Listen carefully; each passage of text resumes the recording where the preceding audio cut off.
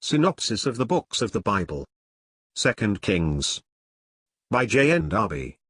All Scripture is given by inspiration of God, and is profitable for doctrine, for reproof, for correction, for instruction in righteousness, that the man of God may be perfect, thoroughly furnished unto all good works. 2 Timothy 3 verses 16 and 17. Synopsis of the Books of the Bible. By John Nelson Darby. 2 Kings, chapter 2. Elijah's translation to heaven. And now we reach the end of the troubles and afflictions of this precious and faithful servant of God. And, if we do not find in his case the calmness of the ascension of Jesus, who, while blessing his disciples, ascends to his eternal and familiar home, if this peculiar characteristic became his departure alone, who, perfect in himself and in his human life, in which nothing had been found out of harmony with the heaven he was re-entering, went back to his Father, from whom he came, if in Elijah's rapture we find not the elevation of one who, having come forth from the Father and come into the world, again left the world and returned to his Father, without having for one moment departed from this word, the Son of Man which is in heaven, and who had so much the more right and title to be there, that he had perfectly glorified the Father here below, if, in a word, he who goes up is not the God-man ascending after having finished the work committed to him, at least the presence of God is felt throughout the whole scene in the most solemn manner, a God whose presence alone can abrogate the laws of his government, and set aside, in his servant's behalf, that which is appointed unto men. Moreover, it is not surprising that such an event should have been accompanied with the mysterious solemnity which in fact surrounds it, and that those who were present should feel that something was about to happen which was beyond the common track of human joy and sorrow. Elijah, taken away by the power of God, quits the earth without passing through death. We find in the fact itself a marvelous testimony to the sovereign goodness of God, and to the approbation he bestowed upon his faithful servant. The details are worthy of all attention. Elijah's maintenance of the relationship between God and Israel. If the prophet's translation to heaven is the great object presented to faith, we find also that he goes to every place that had a voice with respect to God's relationship to Israel. Elijah maintained, in spite of the king, the relationship between God and Israel, according to God's faithfulness, and as a prophet upon the earth. See note. He did not maintain it by the king, which, since David, was the normal state of the people. This earthly relationship was impossible and was to close by an act of judgment. It is this which took place, with respect even to Judah, in the rejection of Christ. Note. This consideration makes Elijah's position pretty evident. We have seen that prophecy was the means of maintaining God's relationship with Israel, in a sovereign manner, when the ark had been taken and the priesthood was fallen. Prophecy still holds this place in the presence of royalty in a state of failure, which, instead of maintaining the people in relationship with God, causes them to depart from him.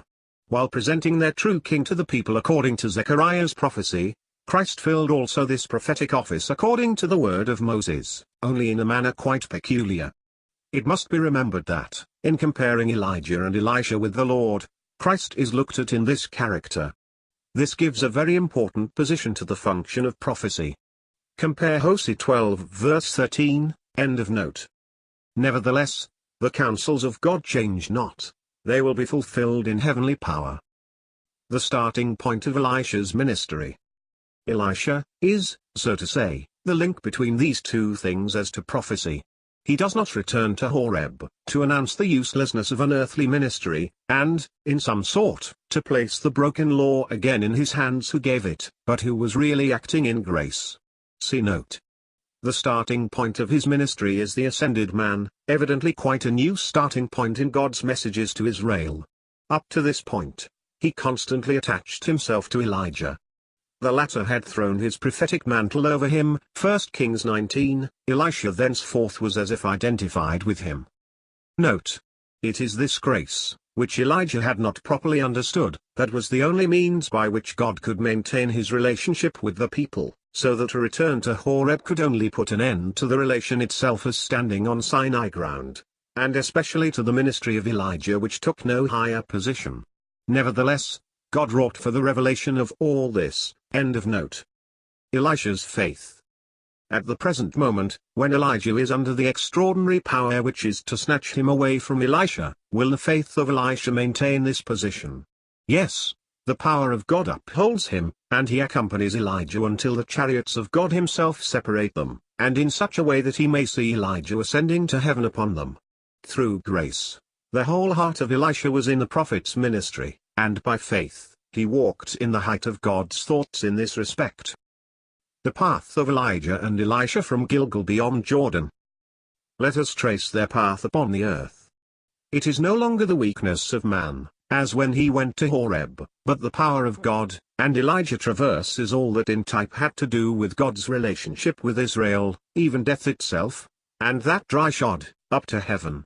Gilgal, see note 1, is his starting point, the consecration of man to God by death applied to the flesh, the place where Israel was cleansed from all remembrance of Egypt, where the people were set apart for God, where their camp was fixed for their victories under Joshua. In a word, it was the place where, by circumcision, see note 2, Israel was definitively separated unto God. Elijah repairs thither, and acknowledges it thus according to God, although it was now only a place of sin to the people. See note 3. He attains the mind of God with respect to the people, as separated from evil and consecrated to God. He sets out with this. He thinks with God. This is faith. Note 1. Reflection will show us that all this is a moral history of the life of Christ, save that Christ is what he makes us to be. But this is everywhere true. Still, it was experimentally realized in him. He had not to be circumcised. Still, it was the circumcision of Christ. See following note. So the high priest was washed as well as the priests. Though absolutely obedient in nature and will, he learned obedience. End of note 1. Note 2. This, as we have seen in the book of Joshua, was in Canaan after the passage of Jordan, as the circumcision of Christ, that is, his separation from evil which, always true in his person, was externally made good in his death, has a true heavenly character, and to us is by being risen, and in heavenly places. End of note 2. Note 3. See Amos 4 verse 4, Hosea 9 verse 15, and many other passages in the prophets. This is a very striking fact, just as the cross now is a matter of constant idolatry. The memorial of good, of the denial and death of flesh too, is to flesh the power of evil. Oh, what is man? End of note 3. Elisha will not leave him, and they go away to Bethel, that is to say, Elijah places himself in the testimony of God's unchangeable faithfulness. His people, see note. He acknowledges it, he takes his place in it, and Elisha is with him. Note. See Genesis 28 verses 13 to 15.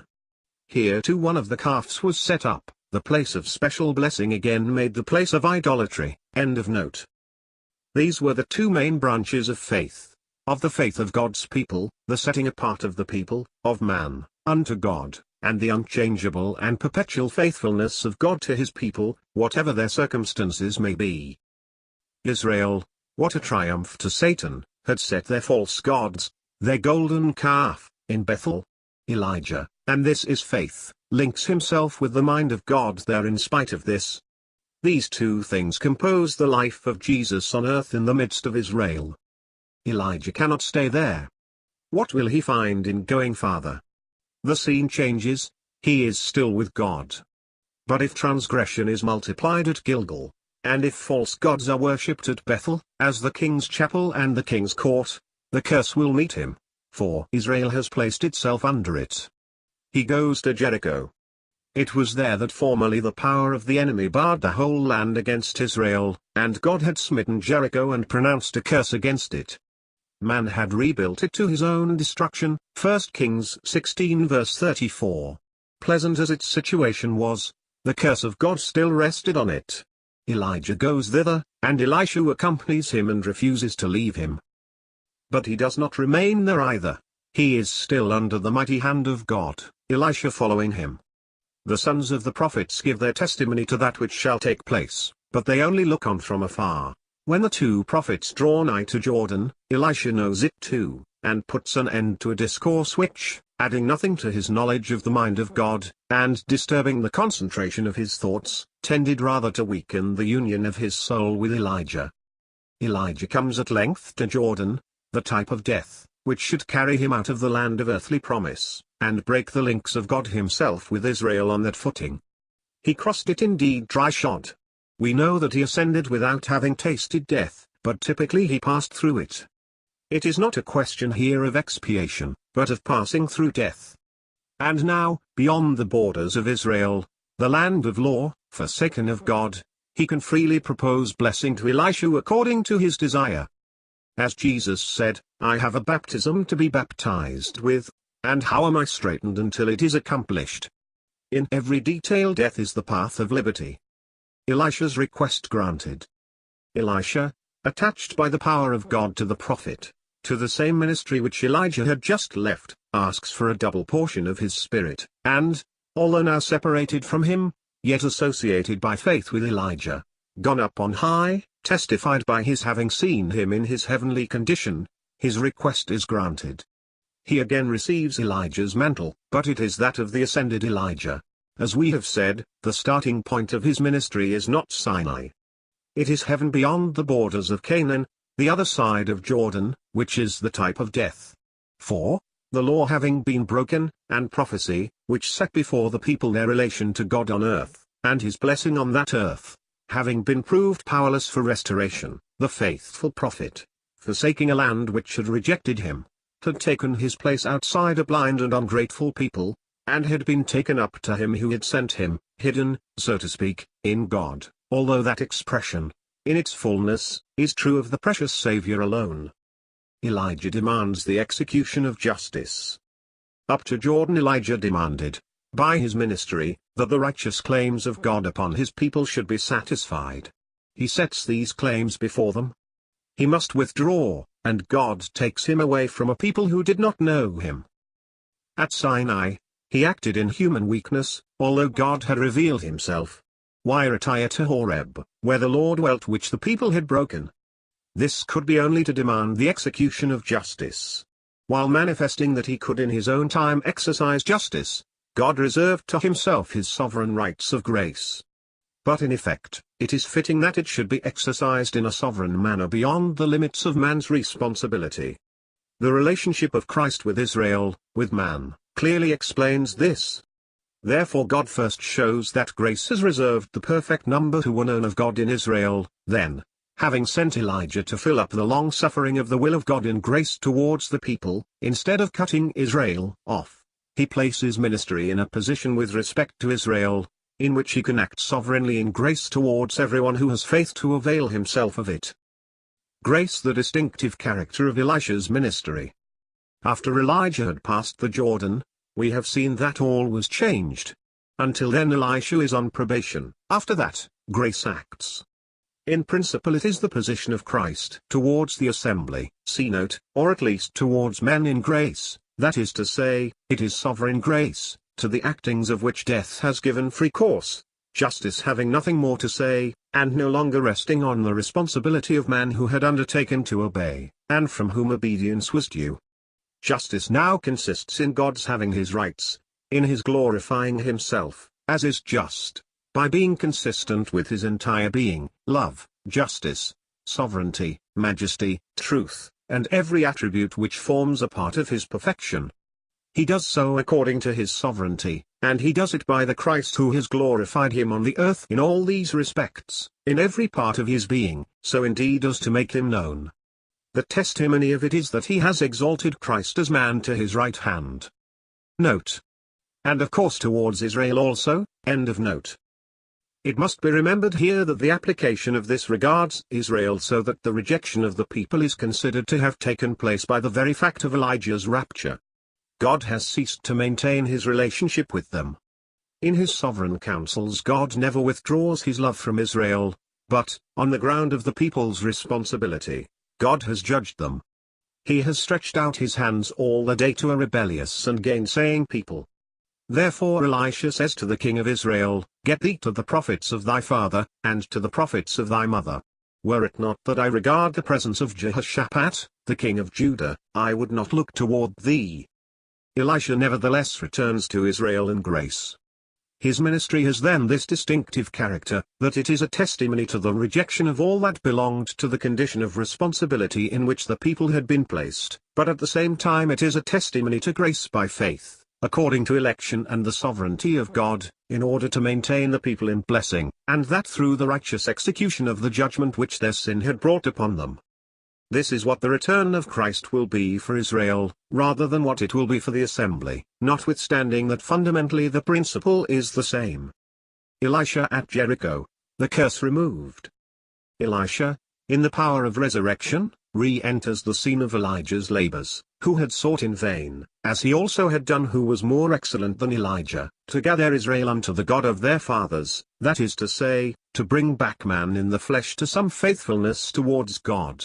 Jericho, pleasant in itself yet, as we have seen, an accursed place, ceases to be so, the curse is removed, and the spring of waters permanently healed, by means of salt brought in a new cruse, a type, I doubt not, of the purifying power of grace which separates man from evil, and which removes evil, as contrary to the relationship of man with God, a moral power, which will take away the curse from the world, and especially from the Jews, who are the center of rebellion against God.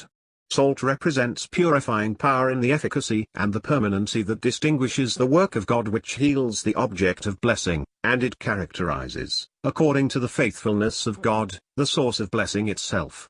The new vessel is an image of the renewed condition of all things through resurrection.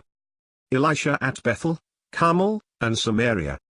From Jericho, Elisha goes up to Bethel, which, as we have seen, is a place commemorative of the unchangeable faithfulness of God, see note, towards Israel, a faithfulness which can now bring forth all its fruits through death and resurrection.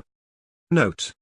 This is the reason why Paul, Acts 13 verses 3-5, quotes these words, I will give you the sure mercies of David, in proof of the resurrection of Christ, no more to return to corruption. Death rendered blessing possible with respect to a rebellious people, and resurrection gave complete stability to the conferred blessing. This was secured. Compare Isaiah 55 where grace towards Israel and the nations, through a risen Savior, is gloriously proclaimed. End of note.